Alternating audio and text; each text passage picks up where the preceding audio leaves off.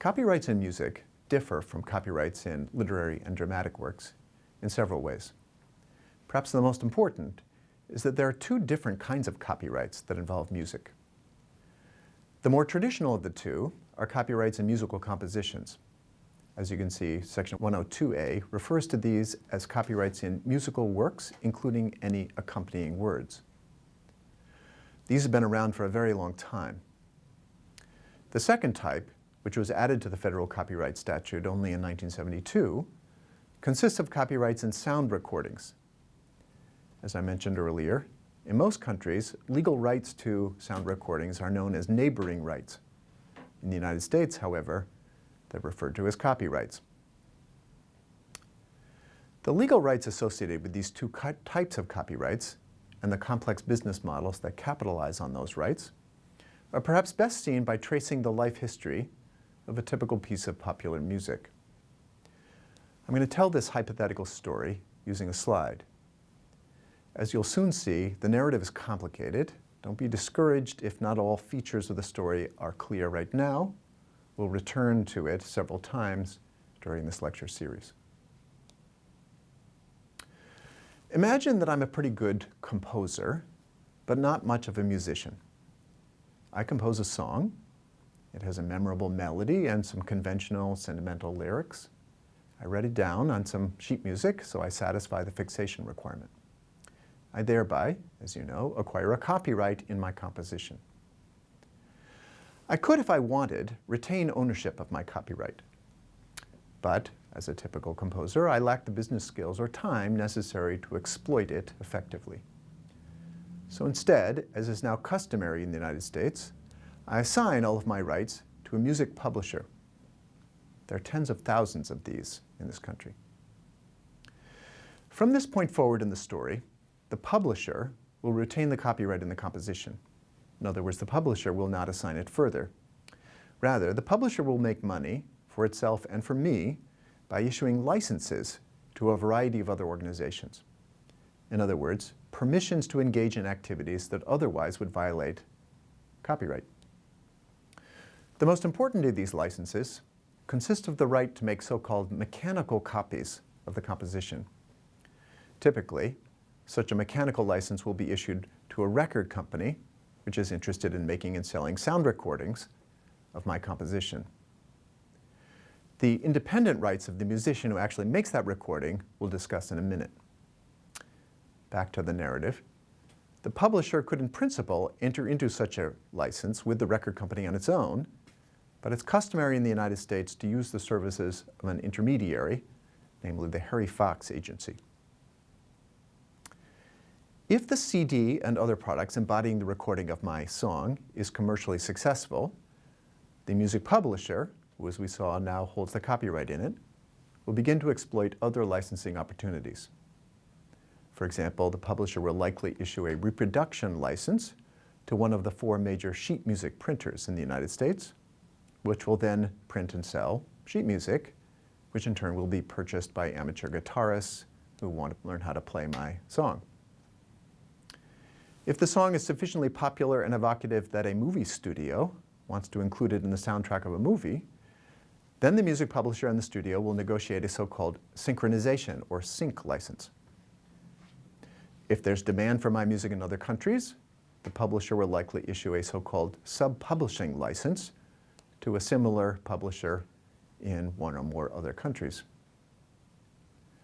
The terms of these several contracts will vary, but it's typical for the music publisher to turn over to me half of the license revenues it earns from these various sources, keeping the remainder, of course, for itself. So now let's return to the musician, the performer, whose recorded rendition of my song is crucial to the success of my composition. As I mentioned earlier, the creative contributions of the performer will generate a second, independent copyright in the sound recording. It's possible that the performer will have to share that copyright with a sound engineer, but we'll put that nuance to one side. As was true of the composer, it would be possible for the performer to retain that copyright, but at least until quite recently, it was customary for performers to enter into so-called recording contracts with record companies. Such recording contracts also have many complex terms, some of which are likely to be onerous, which we'll discuss in a few weeks. The central term, however, is straightforward. The performer assigns his copyright in the sound recording to the record company. By now, I hope the color scheme of this chart is apparent. The blue figures represent artists, the people who make creative contributions to the finished product. These are the folks who, in the rhetoric of copyright law, are commonly referred to as creators. Red designates an assignee of a copyright, purple designates a licensee, and yellow designates an intermediary. Arrows signify transfers of legal rights. As you can see, the legal position of the record company is the most complex. For the reasons I've sketched, the record company occupies two legal positions. It's the assignee of the sound recording copyright and one of the licensees of the musical composition copyright. That's why it's shown in the chart as half red and half purple. We're not done yet, however. The music publisher, which, to repeat, holds the copyright in the original composition, enjoys one additional valuable entitlement, namely the exclusive right to authorize so-called, quote, public performances, end quote, of the composition. Such performances include playing the song in a park or theater, and more importantly, broadcasts of recordings of the composition. If the recording distributed by the record company is popular, several companies are likely interested in making such public performances. They include radio stations, perhaps television stations, restaurants that play music in the background, and nowadays, webcasters. The publisher could, in principle, negotiate individual licenses with these companies, but that would be time-consuming and inefficient. So instead, the publisher will almost certainly use an intermediary to manage its public performance rights. In most countries, there's only one such intermediary, but in the United States, there happen to be three. They're known as BMI, ASCAP, and SESAC. They're called Performing Rights Organizations, or PROs. Whichever PRO the publisher selects will issue so-called blanket licenses to all of the companies that I mentioned earlier. The reason these are called blanket licenses is that instead of paying a small fee for each song it plays, the licensee pays a flat fee, typically a small percentage of its gross revenues, to perform any of the compositions in the PRO's repertoire. The PRO then pays to the music publisher a slice of the total amount of the license fees it collects, a slice roughly proportional to the relative frequency with which my song is played, and the publisher in turn gives half of that slice to me. The net result, the more popular a song, the more money flows to the publisher and to the composer. Notice again the color scheme. Yellow indicates an intermediary, purple indicates a licensee. Do the radio and television stations, restaurants, and webcasters shown in the lower left of this chart have to pay license fees not just to the music publisher at the top, but also to the record company in the bottom right? In most countries, the answer would be yes. After all, a radio station, when it plays a song, is performing not just the composition, whose copyright is held by the publisher, but also the recording of a particular rendition of the song, whose copyright, otherwise known as a neighboring right, is owned by the record company. It would seem to make sense for the radio station to pay both copyright owners, and in most countries, it must. Nevertheless, in the United States, radio stations engaged in traditional analog broadcasting do not make such payments. The reason is that, in the United States, the owner of a copyright in a sound recording, unlike the owners of copyrights in other sorts of works, does not enjoy an exclusive right of public performance. You'll recall, I hope, that I discussed this unusual feature of U.S. law briefly in lecture number 1 and the tensions it creates between the United States and the member countries of the Rome Convention. The principal reason for the anomalous position of the United States on this issue is that in 1972, when sound recordings were first given federal copyright protection, Broadcasters in the United States had considerable lobbying power, and they successfully blocked adoption of a public performance right for sound recordings. That political explanation is buttressed by a plausible policy argument. The broadcasters argue that they shouldn't have to pay license fees to the record companies because, they argue, broadcasts of songs help the record companies by bringing those songs to the attention of potential purchasers of records, CDs, and so forth. In other words, the promotional benefit of broadcasts substitutes for a license fee. The record companies, not surprisingly, disagree. In 1996 and 1998, the record companies succeeded in obtaining from Congress a partial modification of this long-standing rule, specifically by securing an amendment to the copyright statute that gave them public performance rights for their sound recordings. However, that amendment was limited to performances that occurred in the form of a digital audio transmission. The upshot is that today, when webcasters perform recorded music digitally over the internet, they must pay license fees to the record companies. How those license fees are calculated, we'll discuss in lecture number 8. For the time being, you need to know only that this legal relationship is managed by yet another intermediary, the organization Sound Exchange. The record companies have not been satisfied by this adjustment to the statute. They want full-blown public performance rights, which would enable them to charge traditional radio stations, large restaurants, and so forth who make use of their recordings. Congressmen sympathetic to their position periodically introduce bills that, if adopted, would have that effect. The name in the most recent version of this proposed legislation is the Performance Rights Act. Shown on your screen is the press release by the Trade Association of the Recording Companies welcoming the introduction of this legislation. Notice the reference to the difference between the situation in the United States and the situation in most countries. The broadcasters, for their part, continue to push back. Set forth on the screen is their own summary of their stance.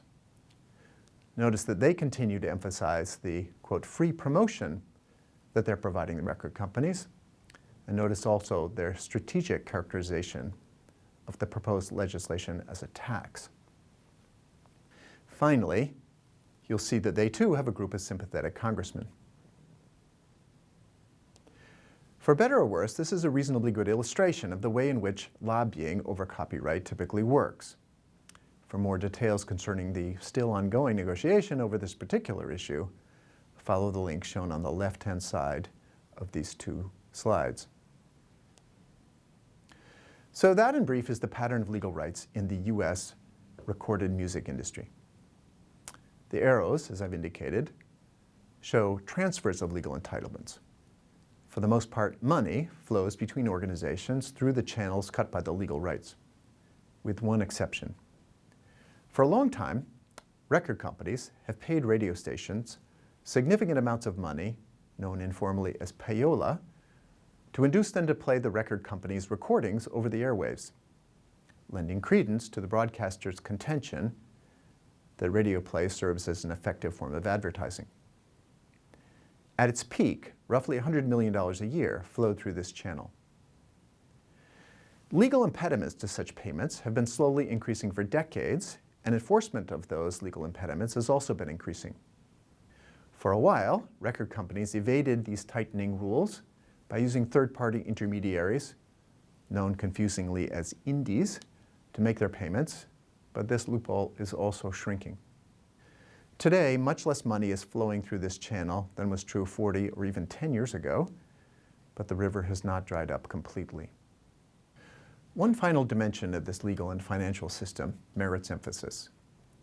I mentioned earlier that the most important of the licenses issued by the music publisher is the so-called mechanical license that it grants to the record company. Suppose, to return to our story, that the first commercial recording of my song proves so popular that a second musician, affiliated with a different record company, wants to do a cover of the song, meaning a new rendition of it. Does the second record company have to obtain a separate mechanical license from the publisher? The answer is, you might suppose, is yes. However, the second record company is not obliged to negotiate a voluntary license with the music publisher. Rather, so long as the second record company pays a modest fee, which is set by the government, it's free to make and distribute a new recording, and neither I nor the music publisher can object. Currently, that fee is about 9 cents per copy sold of the new recording, more if it's a long song. Separate fees apply to ringtones and recordings delivered to customers through interactive streaming. This is the first example we've seen in this series of lectures of a so-called, quote, compulsory license. We'll see several more in future lectures. Not surprisingly, the central feature of a compulsory license is that the copyright owner is compelled to issue it, has no choice but to accept the governmentally set fee. Typically, that fee is lower than the amount the owner would demand if the license were voluntary. Equally important, a compulsory license deprives the copyright owner of creative control. Suppose, for example, that I or the music publisher acting on my behalf don't like the second sound recording artist and think he will butcher my song. As a result, I'd prefer not to grant him a license of any sort. Nevertheless, neither I nor the publisher can refuse. To be sure, the statutory provision that creates this rule contains a few limitations, one of which is that the second recording artist may not, quote, change the basic melody or fundamental character of the work, close quote. But that restriction is construed very leniently. Here's an example that illustrates the application of this rule and its cultural impact. In 1967, Jimi Hendrix composed the song Little Wing. He and his group, the Jimi Hendrix Experience, recorded the song on their 1967 album, Axis Bold as Love. In terms of our diagram, Hendrix occupied both of the blue zones because he was both the composer and the performer of the song. This is reasonably common in rock music. Compositions that fit this pattern are known as controlled compositions. The contracts typically used to handle them differ modestly from the contracts we've discussed thus far, but not in ways that merit our attention right now. I'm going to play the famous opening segment of Hendrix's composition. So listen carefully.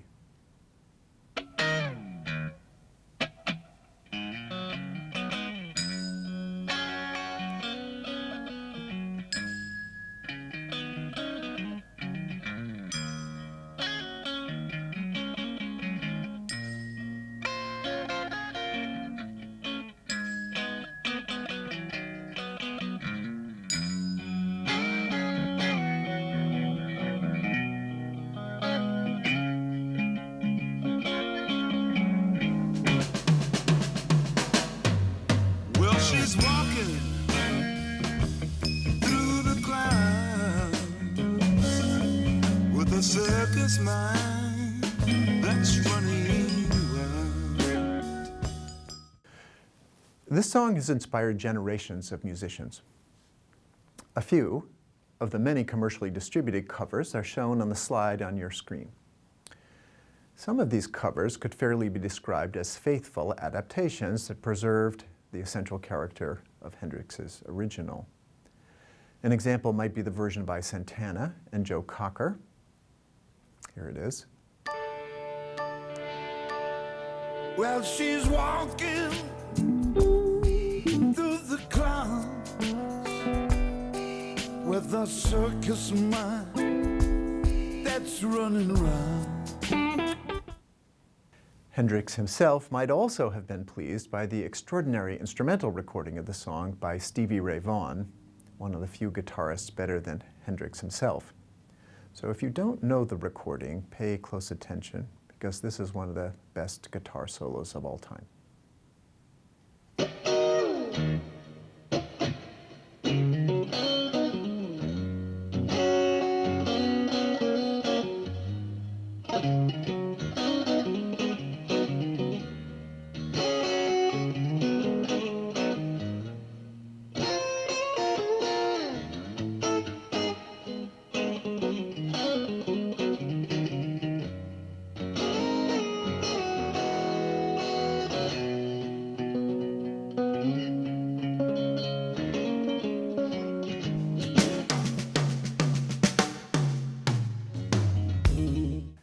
Not all covers come as close to Hendrix's original vision. Some would likely have set his teeth on edge. Examples include Lawrence Juber's acoustic rendition, which is technically very impressive, but suburban or new age in mood, or the Corrs' pop rendition. Here's a slice of the latter.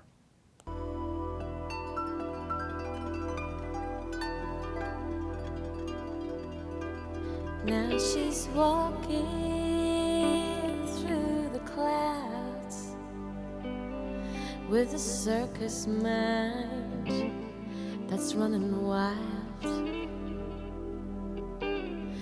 Butterflies and zebras, moonbeams and fairy tales. All she ever thinks about is riding with the wind.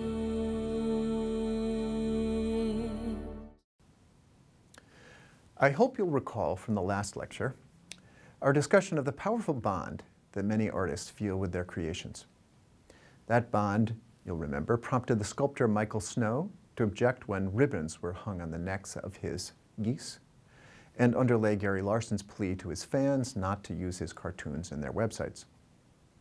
The law, as we saw, often comes to the aid of such artists, particularly in countries that recognize strong versions of moral rights. By contrast, the law, and consequently the culture, of the music industry is radically different. Composers know that once they have authorized the commercial distribution of one recording of their composition, they can no longer enjoy what in moral rights terms is referred to as a right of integrity. In other words, they can't prevent other musicians from altering their creations by making and distributing covers, some of which will be very different from the versions the composers had in mind. Nor may the first recording artist object when a second recording artist makes a cover. Interestingly, neither composers nor performers seem especially troubled by this prospect. And the legal privilege of making covers has an important cultural benefit. Each generation of musicians can test their skills, can show their chops, by attempting their own recorded renditions of the classic works of their predecessors. Now, to be sure, they have to pay a modest fee when they sell recordings of their adaptations, but they don't have to ask permission. Does this seemingly fundamental difference between music, on the one hand, and other fields of art reflect differences in the nature of the cultural products in question? For example, the fact that most sculptures are unique, whereas sound recordings can be replicated indefinitely. Alternatively, have the feelings and expectations of composers and musicians evolved in response to the relatively unprotective rules that govern, at least in the US music industry? These are hard questions, and I don't know the answers. The answers matter. For example, if the first explanation is right, we should probably re-examine the contention of the directors of black and white classic movies that they should be able to block colorization of their masterpieces, a contention that some countries, not including the United States, currently respect. By contrast, if the second explanation is right, we may need to reconsider just how deep are the psychic bonds celebrated by the personality theory of copyright.